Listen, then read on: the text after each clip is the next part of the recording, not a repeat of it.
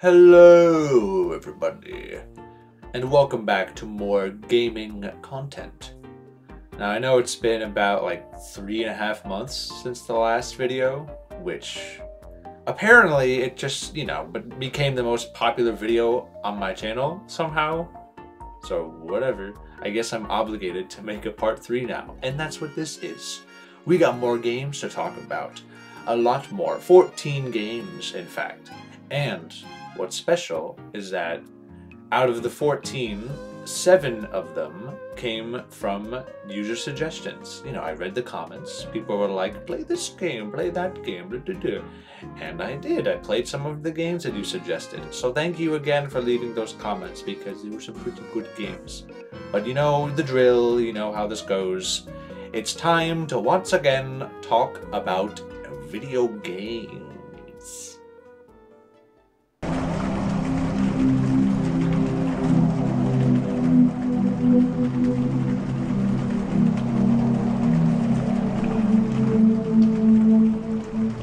Now let's take a look at the wonderful gallery of Metroidvania protagonists in this series so far. We've got a little white wisp, a bug, a slugcat, a fox, and a Samus fangirl.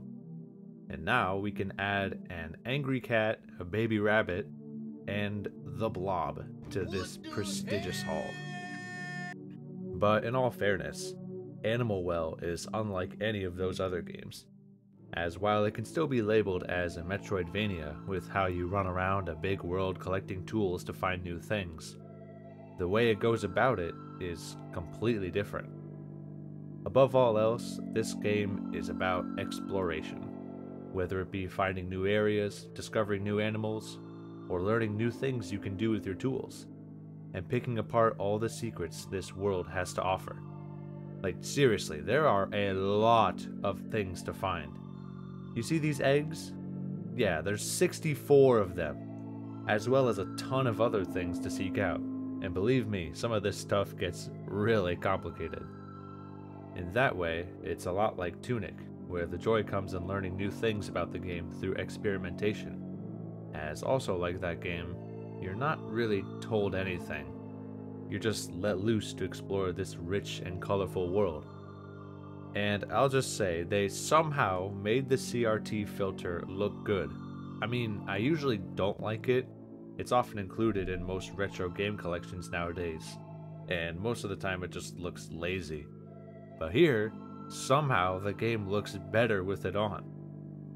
And the pixel art, the sound design, how this world just feels so alive, it's truly remarkable. And would you believe that this whole game was made by one guy? Yeah, Billy Basso made the entire game, just like Zeekers with Lethal Company. I have no idea how he was able to pull this off, but he somehow ended up making one of the best games of the year so far. So, kudos to him.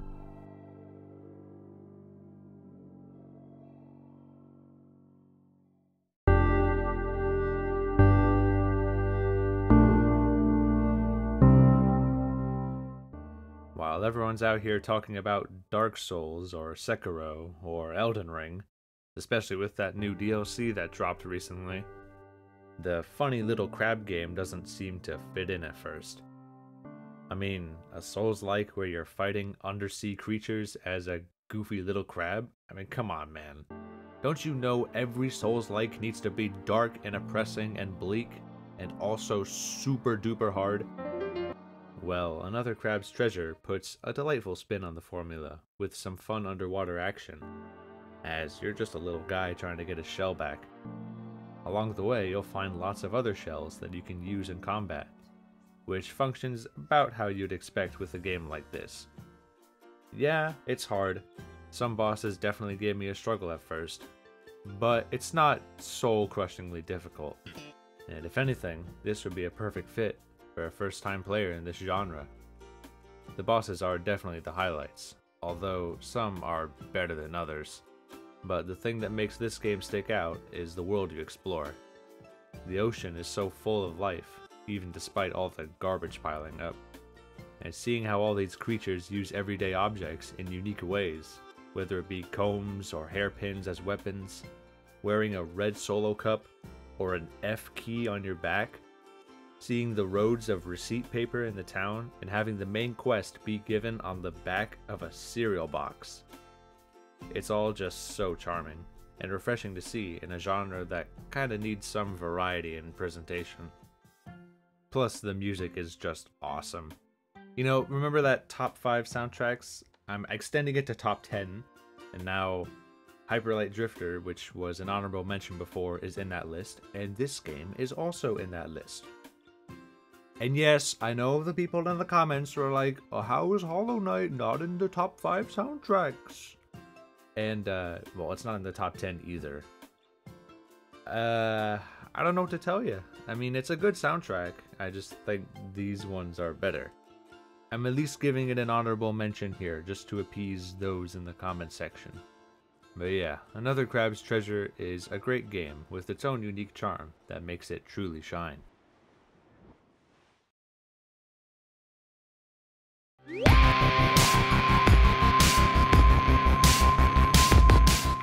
Now, isn't it funny how I talked all about the first game and why it's so good, and I ended it with, oh, can't wait for the sequel.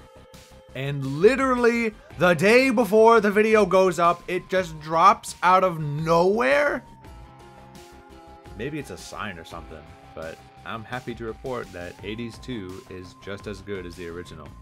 It's got all the core stuff from the first game that made it great, like the exciting combat, memorable characters, and the absolutely insane amounts of world building. Like, yeah, these guys continue to have dialogue for absolutely everything. Add on more gameplay systems like the Arcana cards, more brewing recipes, the magic-based attacks where you hold down a button to do something else instead of just spamming attack the entire time, and a whole other thing I can't mention because spoilers. And yeah, this game is once again absolutely brimming in content. And the best part, it's only early access. Yeah, there's still somehow more coming. The fact that Supergiant Games can cram all of this stuff in and still call it early access definitely puts other games to shame. There's definitely a lot more than I thought there would be, which is why I initially wasn't going to get this game until the full release. But I can definitely say it is worth it now, because there's still so much content to enjoy that you'll be thoroughly satisfied by the time 1.0 rolls around. Also, yeah, these sirens are annoying as hell, but man, do their songs absolutely slap.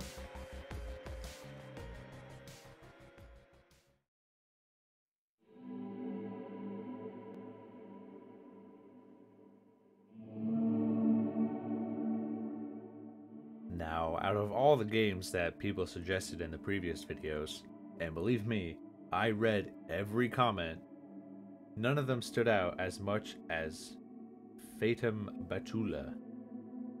I mean, it's only a short little game where you wander around these dreamlike worlds, and it looks like it jumped right out of the PlayStation 1 library. Why not check it out? It's only $5. It's kinda hard to describe this game. Is it a horror game? Well, not really. There's no jump scares or anything. That said, it's not exactly a relaxing game either, as there are plenty of unsettling moments. It's kinda like Yume Nikki in 3D, where things don't really make sense, you just kinda gotta go along with it and see what you can find. There's 10 different endings to get, and you can beat the whole game pretty quickly. It only took me a few hours. But it's definitely a novel experience that you should at least consider checking out, if only because there really isn't anything else like it. Plus, you get to meet such wonderful characters as Cat, Dead Guy, and a chronic chain smoker. And whatever this is, you are going to hell in real life. Ain't that wonderful?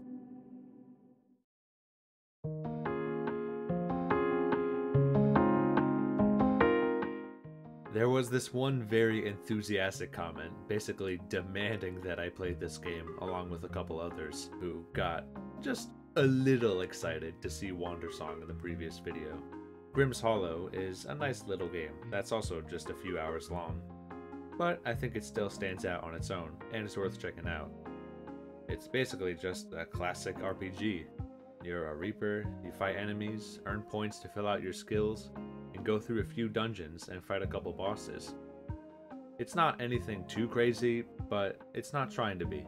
It's just a simple little game to hang out with. Like, I literally beat the whole thing in one sitting. Sure, I had to grind a bit at the end to get the true ending, but I can't really be mad when it wasn't even that much anyway. And the best part, I just spit all over my computer. And the best part, this game is completely free! Yeah, for the low price of $0, you can get another nice little charming RPG to add to the ever-growing collection that I guess I have now. So basically, there is no excuse for you to not try this one.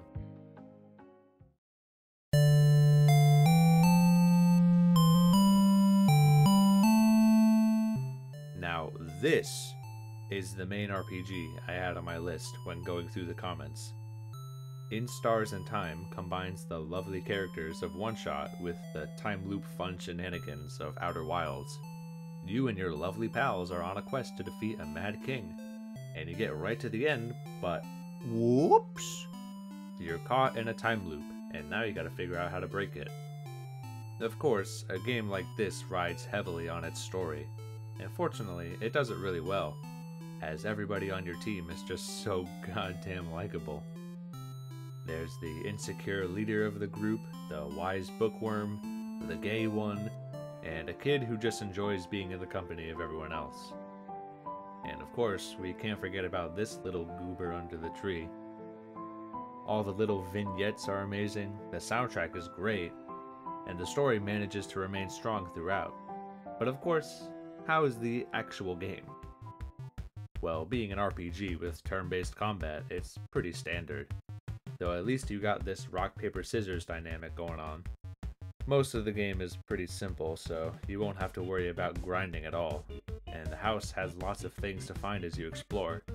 If anything, the one complaint I have is that things do get a little tedious midway through. Being a time loop game and all, you'll be wandering through this house the entire time, and sometimes it just becomes a hassle progressing the story. I can almost divide this game into thirds. The first third is great, where your objective is just beat the final boss. And the last third is also absolutely amazing.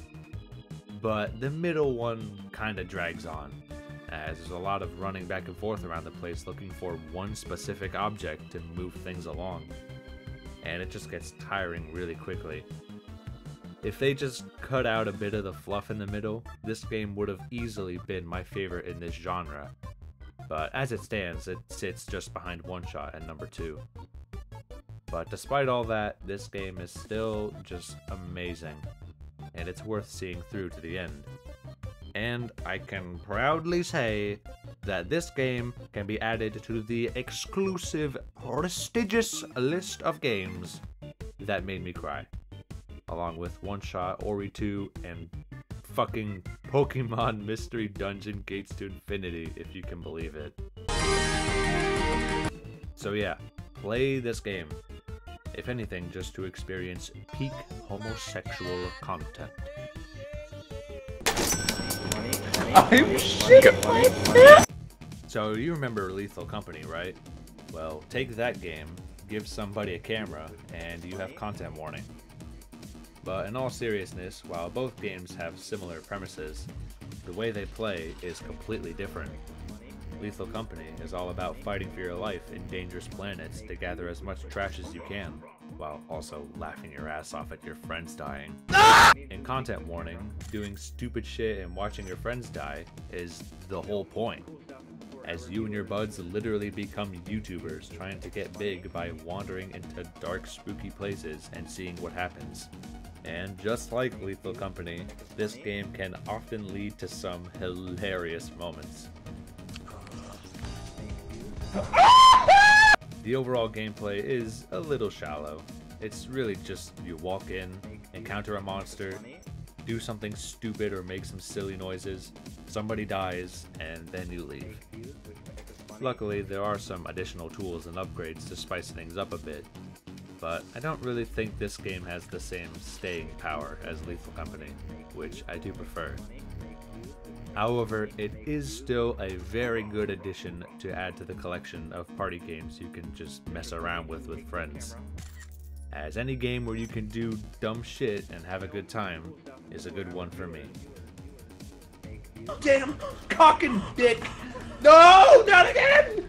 Alex!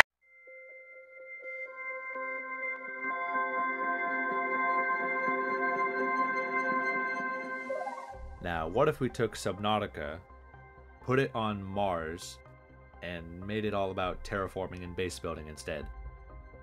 Well, you would get Planet Crafter, which on the surface doesn't really look that interesting. I mean, at its core, it's basically just watching numbers go up, basically a fancy version of Cookie Clicker. But there is so much more to it than that, like unlocking more tools to become efficient, exploring this big world to find even more valuable resources, and eventually building the base of your dreams. And did I mention that you can play this with your friends? Subnautica multiplayer is a dream idea. I know Nitrox exists, and it's a miracle it even works at all, but it only just barely works. Therefore, until the next game when they actually implement it, Planet Crafter is the closest I'm getting in that department. And it's not like this is just a quick little chore. This game has a lot of content. Like, a lot of stuff to unlock. Granted, at the end, it just becomes a lot of micromanaging and sitting and waiting for things to happen, since at that point, there isn't really anything else left to find. But it's still a nice little relaxing game that I can just hang out with my friends. So, it is very good.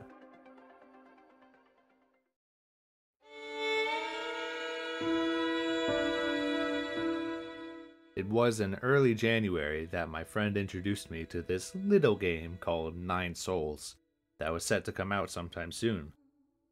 I mean, a Metroidvania with Sekiro-like elements and a really cool hand-drawn art style looks pretty interesting. Well, on May 29th, the game finally dropped. And after putting in more than enough time into it, I've been more than surprised. I'll just come out and say it, this is my favorite game out of all the ones in this video. Up there with the likes of Hollow Knight and Will of the Wisps. There's just so much good shit in this game. From the vivid art style and these sick-ass manga panels, to the music, which is absolutely insane at some points, to, of course, the bosses. Let's be real, 9 Souls is quite hard, with nailing these precise parries being a core factor in overcoming these foes. But like any good game in this genre, the joy comes in overcoming these increasing challenges, and becoming a 5,000 IQ galaxy-brained mastermind. This really is one of those games that just astounds me with how good it is. Like, they nailed pretty much everything. The only gripe I have is that the story can be a little convoluted at times, but when that's pretty much the only negative I can think of, that just shows how special this game is. If you decide to buy any game from this list, get 9 Souls. It is a damn masterpiece and will probably be my game of the year. Of games I played this year, not releases this year, just to clarify. This game is so good, it even got its own separate video, that's how good it is. Shoutouts to Red Candle Games for absolutely killing it. Now go support them so we can get more content. They're hopefully looking to add a boss rush and console ports eventually, so that's exciting.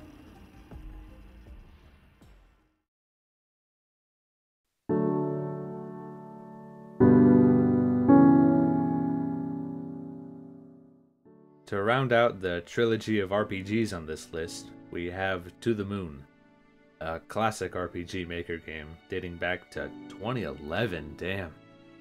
In this game, you play as 2 doctors going through a dying man's memories to fulfill his last wish. And while it's not very long, the story is at least enjoyable and easy to get behind. In a game like this, where there really is no gameplay at all, the plot and characters kind of have to pick up the slack. And for the most part, I think this game succeeds, even if one of the doctors is a complete dork. I wasn't bawling my eyes out at the end, but at least it tugged on my heartstrings a little bit. While I can praise it for that, I don't know if I would call it a good video game.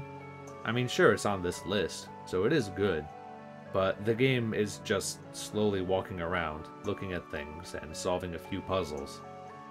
It's almost like this would be better if it was a movie.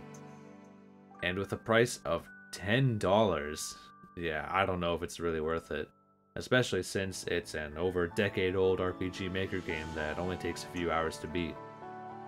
But I do believe it's still worth experiencing at least, so you can get it when it's on sale, or watch a no commentary playthrough. I mean, it was $2 back in the summer sale, so I might as well. And yes, I know there are more games in this series. I don't think I'll play those anytime soon, considering they're probably the same deal. But in the end, I'm still glad I got to play this simple but effective little game.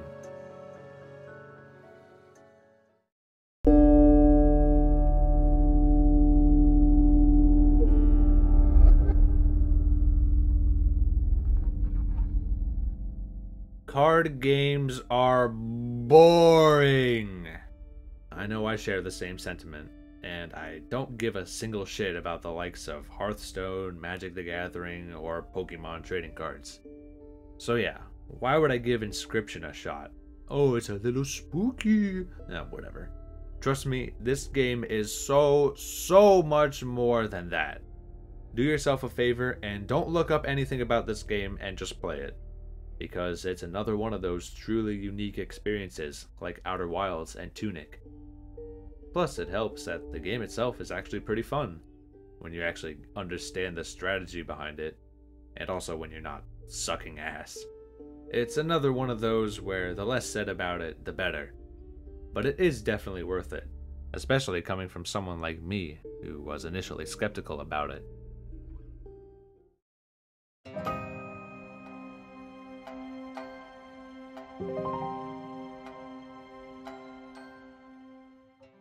This is getting out of hand. Now there are 2 Metroidvanias with Asian cultural influences? But in all seriousness, Bo Path of the Teal Lotus is another game that just kinda came out of nowhere. And it's a game that has some great moments, as well as some stinkers. The visuals are obviously the highlight. This game is just an absolute treat for the eyes and ears, as it takes heavy inspiration from Japanese folklore. Unlike Nine Souls, which was mainly about combat, this game is more like the Ori series, in that there's a lot of tough platforming segments. Of course, for someone who isn't really accustomed to platformers, it might be a little challenging. But for me, this game was a lot of fun to bounce around with, although it can be a little clunky sometimes. It was great to explore the world, and naturally, the power-ups you get make it all the better. The bosses are fine enough, though most of them seem to go on for fucking forever. Despite that, the game is pretty short. It only took around 8 hours to beat. And while I don't think it's as good as others on the list, it at least has enough going for it to make it stand on its own. It just feels a bit shallow in some places. But when games like Hollow Knight set a super unrealistic standard, of course it's going to feel that way. Nonetheless, it's still a nice little game that deserves some recognition, if anything to save it from being in the shadow of Nine Souls.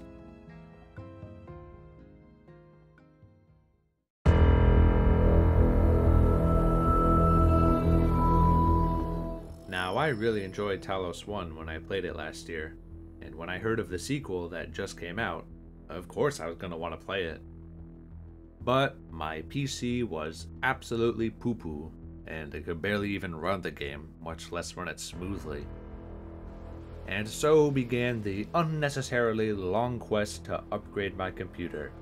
A new graphics card, realizing my power supply can't get it enough power, then going to get a new power supply and realizing it's not compatible for my motherboard because of course it isn't. And a whole lot of bullshit later, I finally just said, fuck it. And I built a whole new computer. It's due to all this that I had initially played this game before the first video even came out, but I had to put it down because it ran like ass.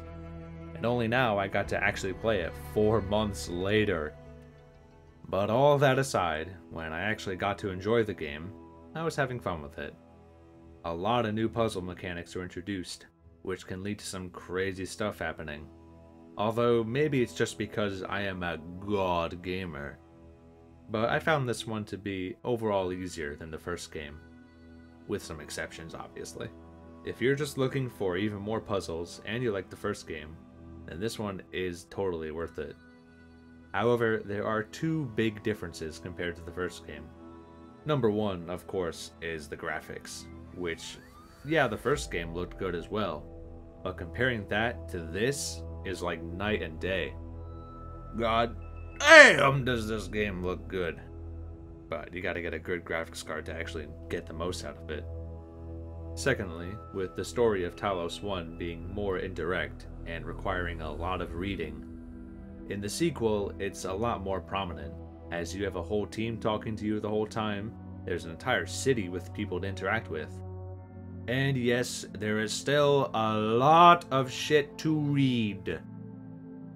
The plot definitely takes a bigger focus this time around, which I'm personally indifferent about. Like, it's not a bad story, but I just kinda don't really care about it that much. I just want to solve some puzzles. But at the end of the day, after all that time of sitting in my library, I can finally say that this is a worthy sequel to one of the best puzzle games I've ever played. That being said, you should probably play Talos 1 first, just because I think that one is more accessible.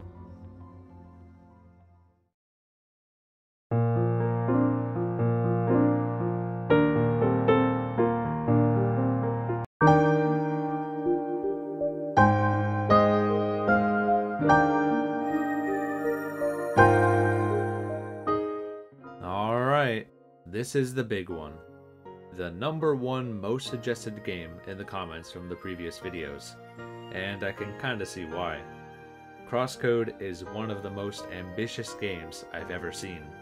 A game within a game that has a fuckload of content. Like, this is not a quick 10-hour romp. This took me 30 hours to beat. God damn, is this game chunky. But is it good? Well, while I can say that I like the game a lot, it's no masterpiece. For one, the combat system does take a bit to get used to, and especially when there's a lot of enemies around, it just feels like a damn mess. I did have to do a bit of grinding, which I already mentioned is something I don't like having to do. Although at least it's not too bad here. Minor spoilers, but the part where they throw 3 dungeons in a row at you was just tiring. By the end of the second one, I was already done. And trading sucks. Like, having to run around finding a bunch of stupid shit so I can spend a bajillion dollars to get one thing is just so tedious. Like, oh boy, I can't wait to run around these same areas looking for 15 dragonflies, 10 random metal knickknacks, and something else which requires me to craft it, which has its own separate recipe of 3 things that I gotta go get. It all just feels like a giant waste of time when I could have just gone to a shop and bought it there, which is what I ended up doing most of the time just because it was a lot easier. But these are all ultimately not game breakers, as the core of the game is still really good. Once you get the hang of it, battles can be fun, especially when you gotta figure out the enemy's weakness. The dungeons, while they can drag on a little bit, are also still really good, as they got a lot of unique elements with their puzzles. Of course, the game looks amazing. All of the pixel art is just, gorgeous. The music is awesome. Like, yeah, nothing is better than getting on a run and hitting S rank and having that track kick in, like, hell fucking yeah! And the story is pretty good too. Yeah, I love the little party of goofballs that form around you. And the twists that happen as you unravel this game's mysteries lead to a satisfying conclusion. There were some hiccups and quite a few frustrating moments, but when the credits rolled, I was happy that I got to play this great-ass game.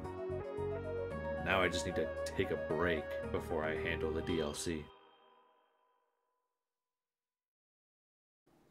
Now that was a lot of games, and you should play all of them, but for my sake, here's the ranking of all the games in this list. Of course, you know, one has to be the top and one has to be at the bottom, but you should still play all of them because they are all worth checking out in one way or another. And before the video ends, I just want to give like a quick shout out to the developers because, of course, you know, indie developers have it rough with having very limited resources and manpower. And like some of these studios, I mean, come on. Red Candle Games, really this tiny team from Taiwan. The people who made Another Crab's Treasure is just like 10 people. Planet Crafter and Bo were both primarily made by 2 people. And then Grimm's Hollow, In Stars and Time, and Animal Well were all solo developers, which I don't know how they do it, but they somehow pulled it off. And, you know, incredible shout outs to them for being able to publish a game at all, let alone have it be really good. So go give them support and play all of these games, and of course, leave any more suggestions for future games. There'll probably be a part 4 to this in a few months. But yeah, that's about it. Goodbye. I'm kidnapping this one. He's coming with me now. Bye! Move the chair. Okay.